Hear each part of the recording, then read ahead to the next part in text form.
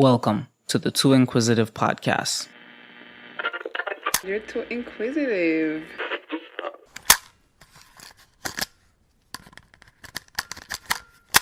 Guess what, guys? After 2 weeks of being late, I'm on time again, right on schedule. Today is Monday. Well, today that I'm recording the podcast is Sunday. The day you're listening to it. If you're listening to it the day it comes out, when it's released, it's Monday. So, yeah. So there's no guest again this week because I made the decision that December is a pretty busy month for me in general. And I couldn't be bothered with trying to book any guests and also the editing that it takes when I do have a guest. So I just decided I'll do the remainder of the episodes by myself like I did last week, which actually turned out to be pretty successful and you guys seem to enjoy it. I got some really good feedback on it. So we're doing it again this week. This time I have a few different topics I want to talk about. The first one is something that I saw recently and that I can actually very much relate to. Now, I have my own businesses and I do a lot of things. I do YouTube, even though I'm taking a break while I'm doing my rebranding. I stream on Twitch, also taking a break from that. Pretty much the only thing I'm still doing currently right now that I haven't took a break from is podcasting, and that's because podcasting kind of it's very minimal effort for me. Podcasting kind of comes very naturally, and I enjoy talking to you guys, and I like that you guys like to hear what I have to say. So yeah, I do vlogging, I do my story times, I do my gaming, I make t-shirts, the graphic design, all that stuff. I do so many things. And I've pretty much been doing it consistently minus the breaks. And I enjoy it very much. And I think the fact that I enjoy what I do shows. And people often ask me, Bunchi, I want to start a business, but I have no idea what business to start. I don't know how to get started. So then I always ask them this question first. Why do you want to start a business? And most people, their answers are always the same. They'll say to make money. And I always respond to them, you're already going wrong. There are a million other ways to make money. Honestly, there are a million other ways to make money. Why would you pick the riskiest one to make money if that's all you really wanted to do?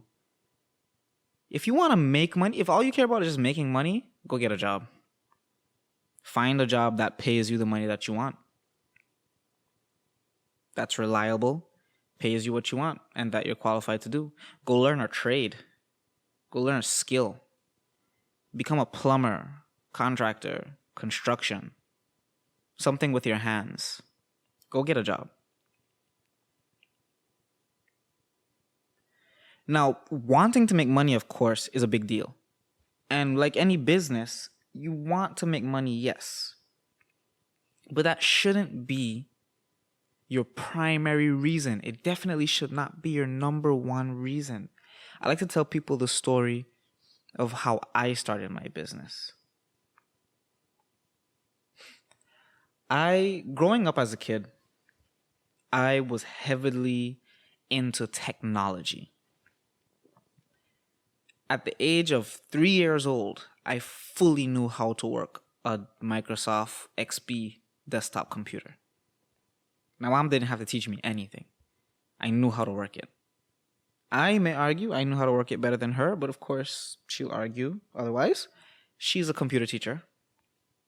So I think watching her do her stuff on the computer all the time probably put this love for technology in my heart without me even realizing it. And I never lost that passion for wanting to do stuff on the computer. I just saw that in this digital world, even without the internet, because I didn't even we had dial up back then, and of course we live in the BVI, so our dial up was like way extra slower than the States dial up. Like internet wasn't anything, but I just saw all these endless possibilities on the computer.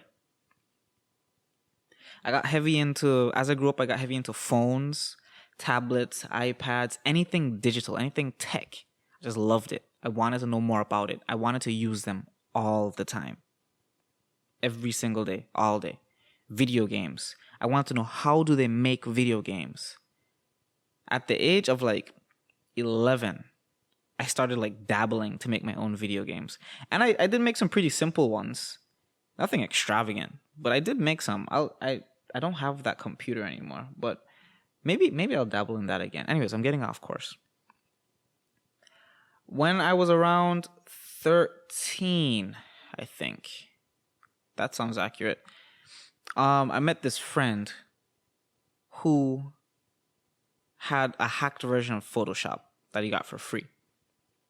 Back in the days, there was this awesome website called the Pirate Bay SE. Well, it was .se at the time. It changed a million times, but it was the Pirate Bay.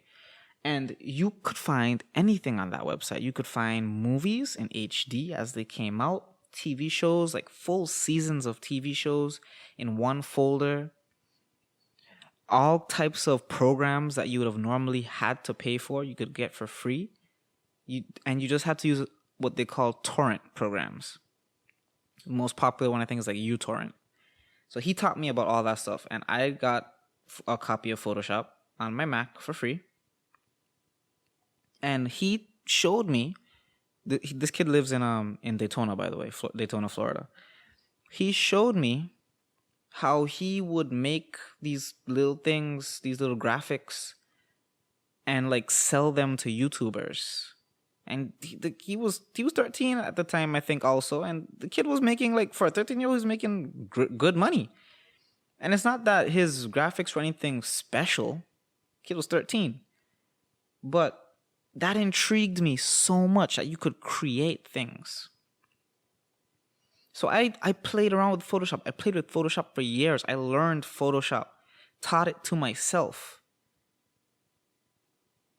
And I would make little cartoons and stuff of my friends. I would make cover arts for my friends who wanted to be rappers. I used to rap too, actually. Thinking about taking that back up. But anyways, I would make all this stuff, and I didn't care about charging any money for it. It was just fun. I liked doing it. And then comes Hurricane Irma, 2017.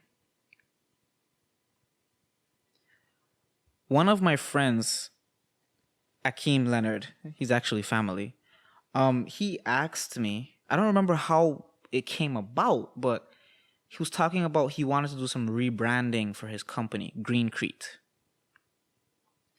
And I said, well, I can make a logo. I can do something. I can do a little thing. And he drew up a base design. He just drew it up him and his marketer at the time, another good friend of mine, Johanse Smith.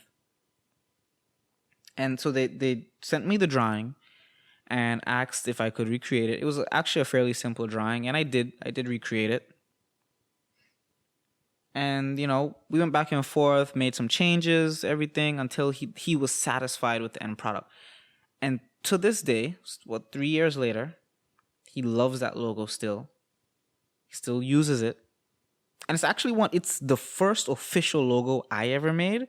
And it's still one of my favorites, because before I even knew anything like the principles and rules of graphic design, that logo almost follows most of those rules. It doesn't follow everyone. If I could make some changes to it, I definitely would, now that I know better. But for a first logo, without knowing, it does follow those rules, which is pretty cool to me. Anyways, he would tell people, well, I made his logo, whatever. And more people kept asking me about doing graphics for them, whether it was posters or whatever it may be. And I was like, you know what? I kind of just do it for fun. It's whatever for me. I just enjoy doing this. Being on my laptop makes me happy. If I get to be on my laptop and create stuff, it makes me happy. Didn't care about money. Money was the furthest thing on my mind at that point. Then, one of my friend's birthdays came up in February the following year, so 2018, and he wanted to do a party. Two of my friends, actually. They're both of their birthdays are in February. And they asked me to create a little flyer for them. So I did. Now looking back at it, it's a hideous, ugly, crappy, shitty flyer. But I was so proud of it, though. And then my birthday came up the next month. And I decided I wanted a party too. So I made a flyer for that party. And that flyer was a big step up from their flyer. I should recreate that flyer, actually, because it's still shitty, but I'm a much better artist than I was then, so I should definitely recreate that. I'm gonna do that. And I'm gonna show y'all. But anyways, it was at that point is when a whole bunch of people, after seeing my flyers, they decided that they want my services. They want me to create things for them. Business cards, logos, flyers, websites, everything. You name it. And I decided, okay, if I can get paid, this is when I started thinking about the money. If I can get paid doing something I love, that I was doing for free, why not? Sounds like a fair trade to me. Sounds wonderful to me. And so I did. 2 years later, I'm still doing graphics. Of course, I've expanded my business because figuring out that I wanted to do graphics, I also figured out that it's not just graphics. I have a love for creating things in general. From graphics, I started my own clothing brand. I've sold, close to 1,000 shirts to date, which is an amazing number to think about it. I've also started photography. I started videography, started the YouTube channel. All these things that I figured out that I didn't know I loved photography. I didn't know I loved making videos. I didn't know I loved making clothes. But it all rooted from that love, that initial love of technology, and that initial love of Photoshop and creating things. And now look at me, I get paid to do the things that I love. On top of that, I literally just got hired 3 days ago. Now I'm the social media and marketing manager for Eco, a new retail store that just opened in Tortola. Go check them out on social media, guys. I'm in charge of those pages. Also, guys should actually check out the stores. They sell some really good stuff. A lot of eco-friendly products, but not like the eco-friendly trash shit that you buy just because you feel good about saving the planet. Nah, this is like stuff you will actually use. Useful shit. So yeah, check it out. What I'm getting to about this whole little rant, though, is when you want to start a business, find something you love doing already. Or find something that you love doing. Because like I said, I didn't know I loved doing photography and videography and making clothes and stuff. I found that after the fact. Discover things that you love doing, that you'll be happy doing for the rest of your life. Without money. And then figure out how to do that making money. How to make money while doing that. Figure that out. That's an excellent way to start a business. Because if you don't love what you're doing, you're gonna quit. Because let me tell you something. Back to what I said originally, this is risky. It is the riskiest shit ever.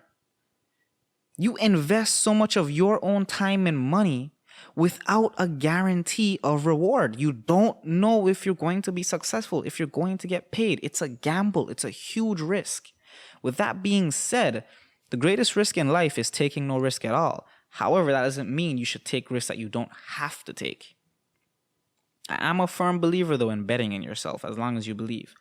But the sad fact of the matter is, a lot of people, a lot of you probably listening, have either started a business or are going to start a business, and you're going to fail because you didn't love the business. You were just chasing the money. When you thought of that business idea, when you thought of selling lashes and bundles and lip gloss and swimsuits and starting a rental company and starting a restaurant and starting this and that, you were thinking, I want to make money. What's a good way to make money? You weren't thinking, this is something I really, really love, and I'd like to do it for people, or I'd like to offer it to people. And that's why you're going to fail. Because when it gets hard, and it will get hard, running a business is very, very hard. It is also much more work than working for someone else. Because when you work a job, you clock in, you do your work, and you clock out.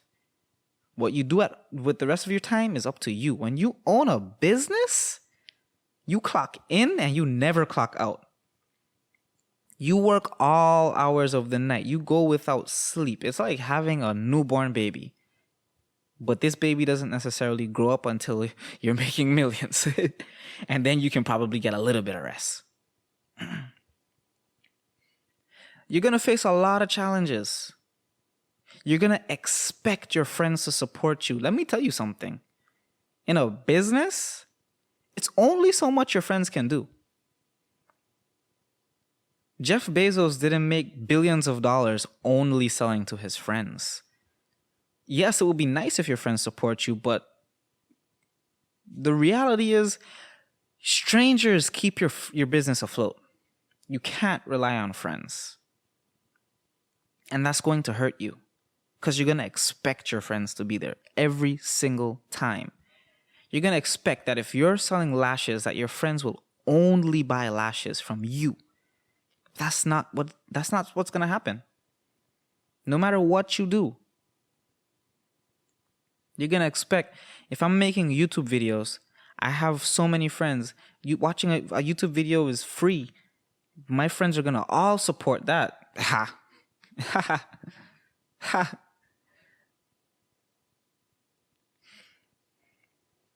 Listen, if you want to make money, figure out what's in demand, what's something that people will always need, do that.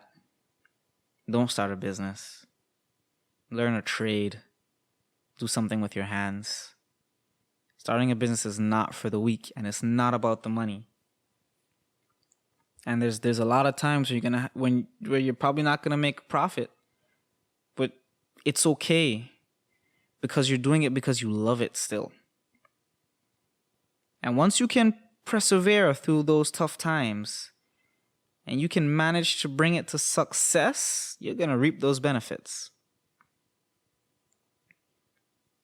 I hope someone listening, I hope this inspires someone. Because a lot of people, another issue that I want to talk about is the way of thinking. You need to realize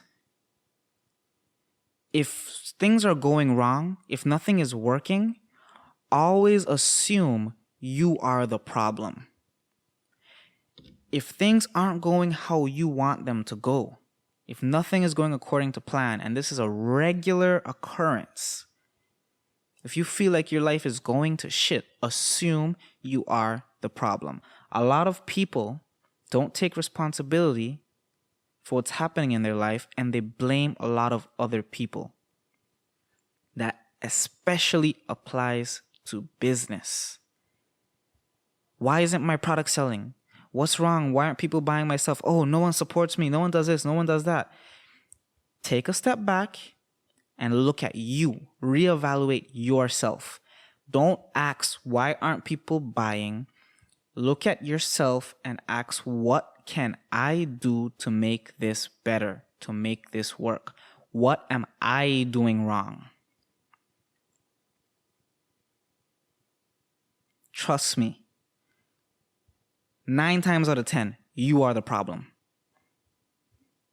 I'm telling you, I'm not asking you. You are the problem.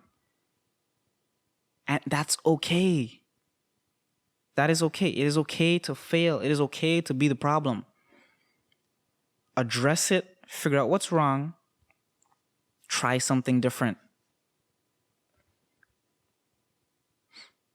It's human nature to evolve, to adapt. We need to adapt.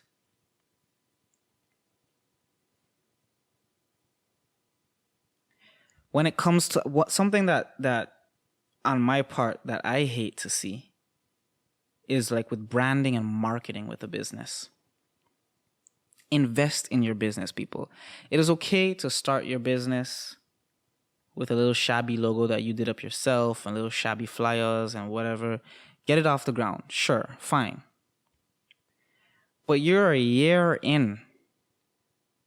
Please let a professional handle your branding and your marketing. Take your marketing seriously. Search up some courses. Learn how to be better. You don't even have to pay for courses. I haven't spent $1 on learning any of this stuff. All of this came through trial and error, Google and YouTube. I messaged a friend last night and I asked her if she had any courses on marketing, especially in terms of social media, because I wanted to brush up on some stuff. She said she hasn't started them yet, but she's starting next year. I said, fine, that's okay. Off to YouTube University I go. Those were my exact words. There is so much free knowledge out there, you just have to find it. Soak it all in. Let me tell you something. You think you know what you're doing on social media? You probably don't. So go learn it. Invest in your business. Pay someone to make you a proper professional logo that you, of course, are satisfied with, but that adds some professionalism to your business. I can't explain how many times I'll be scrolling on Facebook and I see a logo or a flyer and it looks shitty. So I don't even bother looking to see what they sell or their service or whatever, because I just automatically think that they're unprofessional. I used to do that before I became a graphic designer. The person who has the nicest marketing and branding usually gets my money. Definitely. Because I feel like you take your shit seriously. I feel like you take your business seriously because you're willing to invest in proper stuff. Folks, we're in 2020. It is not expensive to get good graphics. I'm not saying come to me. Maybe you can't afford me. That is fine. There are other people that are cheaper than me that might be as good as me, but shit, it's better than the shit you make yourself on postermywall.com. Invest in your business. It makes it seem that you take your business seriously. Post on social media, but do market research. Look at who you're targeting and what's the best effective way to make those posts. Learn proper hashtags. Stop spamming Instagram with 1 million hashtags. That method doesn't work anymore. Use 5 to 10 hashtags tops. I would recommend 5, to be honest, per post. Some people put the hashtags in the comments. I don't think that actually works, to be honest. Put the hashtag in the caption, but just don't flood the captions with hashtags. Same applies for Facebook. And guys, ladies especially, some self-confidence, please. Please. Why are you guys so afraid of OnlyFans? I don't get it. If I was a woman, I would have been had a mansion. I'm 21 years old. I would have been had a mansion. And OnlyFans, let me tell you something though. OnlyFans, I have an OnlyFans account. OnlyFans is not as easy as you think it is. It is very hard. Very, very hard. But why are you guys so afraid of it? I'm not saying it's for everybody, but there's some good money in OnlyFans. And a lot of you, whether you want to hear this or not, don't bring to the table as much as you think you do. And you're not doing much else with your life, which I'm trying to help you get out of. I want you to do more things. I try to be as honest with people as possible when I talk to them, but I also try not to be rude. But you're not doing anything. You're sitting at home all day. You're not looking for a job, but you're complaining about money. And then you're to the club. You're to every pan that's knocking. But you're too good for OnlyFans? First of all, why is there shame in OnlyFans? You send guys nudes for free anyways. Why not make some money off of it? There was a girl the other day. Her nudes got leaked, a video of her sucking dick. And I think previously, like a year or two ago, there was a video of her getting fucked that also got leaked. Mama, this is your second time getting leaked. I have no idea how old you are. I'm pretty sure the guy went to jail, the first one. I don't know how old you are now. I don't know if you're legal now. But if you are legal, your shit has been leaked twice now. For free. For free, my guy.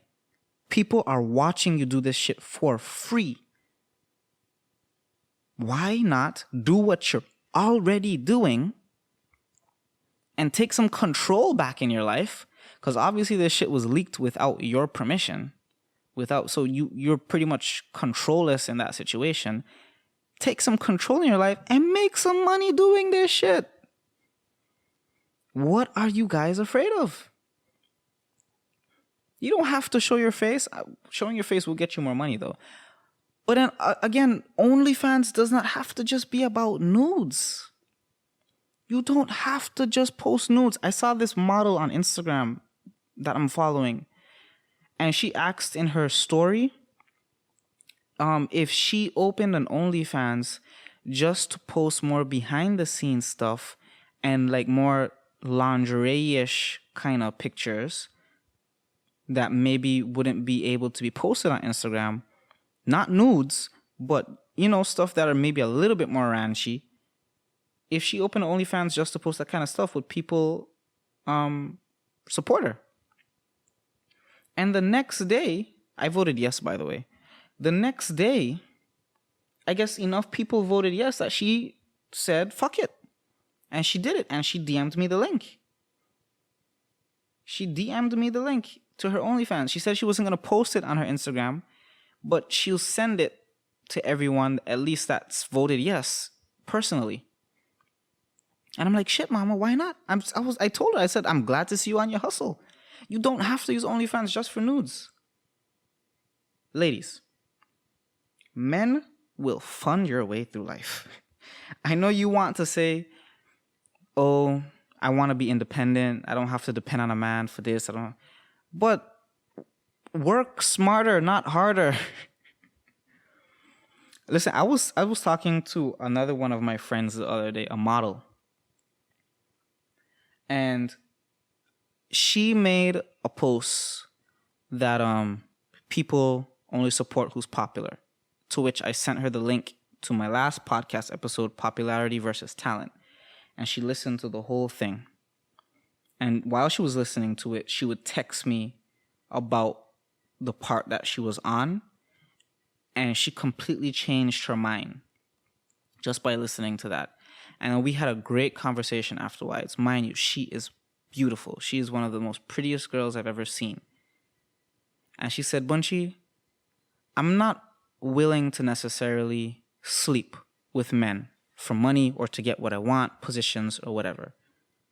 But if I'm at the bar and I'm networking like you said I should in this podcast, and a guy walks up to me because I'm pretty, I'm going to flirt with the fuck out of him. I'm going to flirt with him. I'm going to make him think he can get some. Because I don't know who this guy is, and he might be useful to me later on. She said, I won't take my clothes off to get what I want, but I'll make him feel like maybe that might happen to get that job. I'm going to use my looks to at least get me in the door. And I said, Mama, of course you fucking should. Of course you should. I literally said, as you should. Ladies, if you have an advantage, use it. Use the tools provided to you. If you are an attractive girl and you're worried about people saying, oh, she just get a job because she pretty, so the fuck what? You have the job. Why does it fucking matter how you got the job? I'm not saying go fuck dudes for everything. I'm not saying open OnlyFans and sell nudes to get a mansion. But use the tools that you are given. And think outside the box. That's something I'm trying to preach. We need to think differently than what society has trained us to think. I saw a list this morning, or was it yesterday? It was either this morning or yesterday. But I saw a list. A friend posted on WhatsApp some business ideas. I'm going to read you guys the list. Let me see if I can still find it. 1 second, guys. I'm currently looking. I'm almost there. Okay, the list isn't posted anymore. But it was like some business ideas for teens. I'm gonna see if I can remember them off the top of my head. The first one was lip gloss, and it said popular next to it in brackets. And the list was pretty much like a bunch of stuff. And I told that person, I said, no, I responded to it, no. And they said, why? And I said, because all those markets are heavily saturated. Shouldn't be teaching teens to enter markets that are heavily saturated just because they're popular and easy things to do.